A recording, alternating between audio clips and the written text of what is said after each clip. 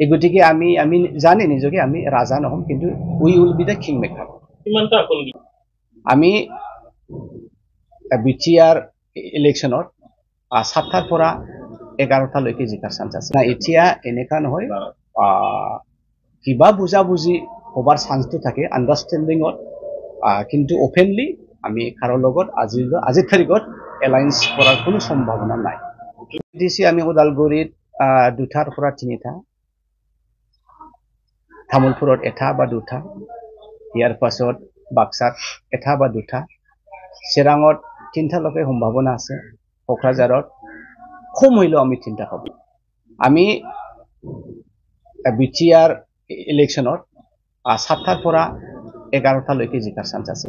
এই গতিকে আমি আমি জানি নিজকে আমি ৰাজা নহম, কিন্তু we will be the kingmaker. আমি প্ৰায় দিয়া হ'ব 40টাত প্ৰায় আমি দিয়া হ'ব। তথাপিও আমি এতিয়া অবজাৰ্ভাৰ কমিটি হিচাপে আমি চাই আছো কোন ঠাইত দিয়াটো ভাল হ'ব, কোনটো উইনিং পজিবিলিটি, সেইবোৰ চাই পেলাই আমি ষ্ট্ৰেটেজি বনাই আছে। কিন্তু আমি জিকাটো 7টাৰ পৰা 11টালৈকে পোৱা সম্ভাৱনাটো খুবেই ভাল।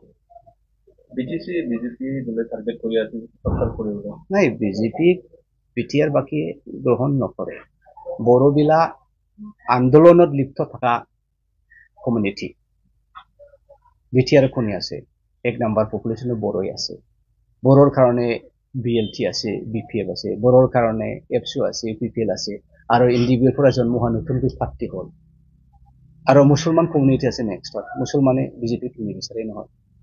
এই বড়ো কমিউনিটিয়ে মাইনৰিটি মুছলিমে যদি নিবিচাৰে, তেখেতসকলে কেনেকৈ আৰু এণ্ডত কৰিব। সেই গতিকে বাকী জনগোষ্ঠী কমিউনিটিবিলাকতো প্ৰায়ে ভাগ আছে, চব পাৰ্টিতে আছে, কংগ্ৰেছতো আছে, আন পাৰ্টিতো আছে। গতিকে বিজেপিৰ যি সপোন সেইটো একেবাৰে সাকসেস নহয়। It is impossible for BJP to penetrate, especially in the Bodo group. আপোনালোকে যদি খেলে আৰু আপোনালোকে কাৰোবাৰ লগত এলায়েন্স হোৱাৰ কিবা সম্ভাৱনা আছে? না, এতিয়া এনেকা নহয়, কিবা বুজাবুজি হবাৰ চান্সটো থাকে আণ্ডাৰষ্টেণ্ডিঙত, কিন্তু অপেনলি আমি কাৰো লগত আজিৰ তাৰিখত এলায়েন্স কৰাৰ কোনো সম্ভাৱনা নাই। আমিতো অখিল গগৈ, লৰেণজ্যোতি গগৈ ডাঙৰেৰ টিম আমি আছেই অলৰেডি, তেখেত লগত আমি মিলা প্ৰীতি খেলিবই।